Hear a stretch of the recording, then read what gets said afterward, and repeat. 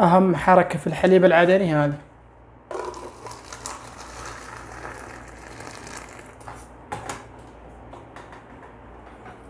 أول شيء عندي هنا البراد، طبعا البراد كبير 3 لتر، فما أمليه كثير علشان بعدين لو سويت الشاهي ما يفوح علي أو ما يوسخ، فأخليه بالشكل ذا علشان أعطي مساحة للشاهي يفور. ونيجي هنا لقياس السكر.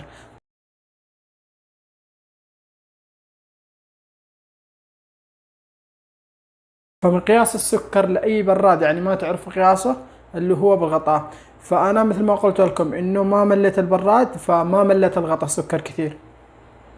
طبعا في معلومة أغلب الناس ما يعرفها، اللي هو قياس السكر بغطاء البراد. فأي براد كبير صغير تقيس السكر حقه بالغطاء. فمثلا إذا بتسوي مليان البراد ذا ماء، تسوي مليان الغطاء سكر حتى ينضح وبعدين تنزله. فأنا علشان إنه نقصت، فقد سويت السكر طبعا من قبل مثل ما وريتكم، بس علشان إنه أوريكم فنقصت الغطاء شوية. فأنتم أي براد عندكم تقيسوه بالغطاء، بالغطاء يطلع مضبوط يعني موزون. فإذا تشتوه أنتم زايد تزودوا السكر شوية، إذا تشتوه ناقص تنقص السكر، شيء راجع لكم. أغطي عليه حتى يغلي على بال ما أجهز الخلطة أو البهارات. 3 ملاعق هيل، طبعا هيل حب،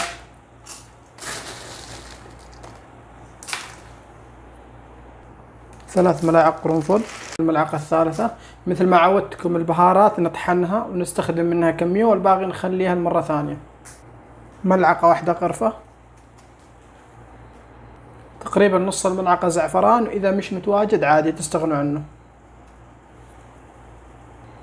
الكمية دي بحط لها واحدة جوزة الطيب، أبشرها وأحطها فوق المكونات. هذه هي بعد ما بشرتها.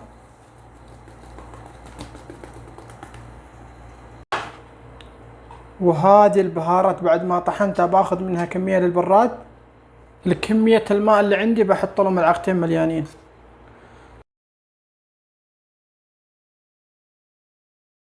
بالنسبة للبهارات في ناس تحط الزنجبيل البودرة، في ناس تحط البن، كل شخص وله ذوقه. بس أنا بالنسبة لي يعني المكونات الأساسية اللي هي القرنفل والهيل وجوز الطيب. الزعفران إضافة بسيطة يضيف له نكهة ولون حلو. كمان في منها تباع جاهزة، فبس الأفضل إنكم تجهزوها في البيت. الآن نجي للشاهي. طبعا حطيت ربع الغطاء شاهي، يعني ربع غطاء البراد، يعني أي براد عندكم حطوا ربع الغطاء، يعني بما يعادل 8 ملاعق كبار ممسوحين بالملعقة هذه. يعني لكل لتر تقريبا 3 ملاعق. بخليه ياخذ قلبتين 3.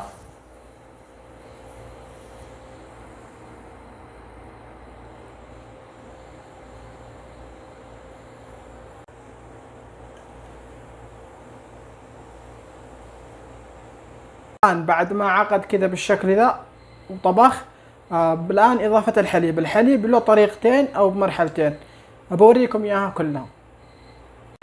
الطريقة الأولى نسكب الحليب بالكوب بالشكل ذا، وبعدين نسكب الشاي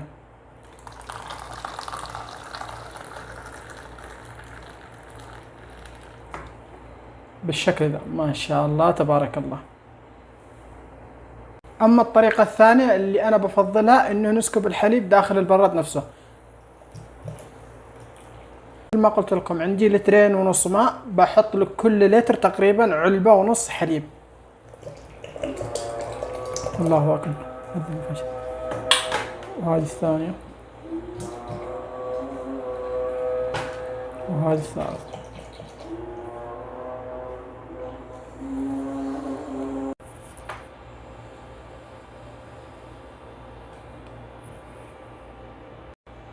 بس ياخذ له قلبة قلبتين بالشكل ذا، وبعدين اهدئ النار عليه واخلي النار عليه هادئة جدا علشان يجلس معانا ساخن.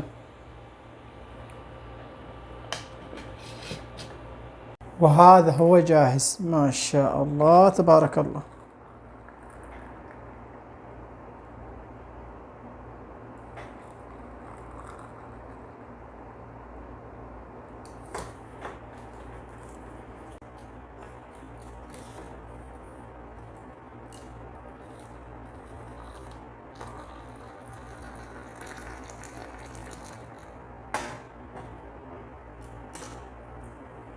وصلنا لنهاية المقطع. لو عجبتكم الطريقة لا تنسون بلايك وكومنت واشتراك في القناة، وألقاكم في وصفة جديدة، وفي أمان الله.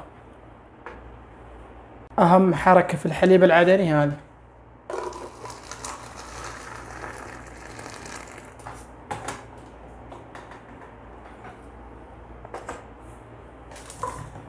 برضه بضيف له شوية بهارات. يا سلام.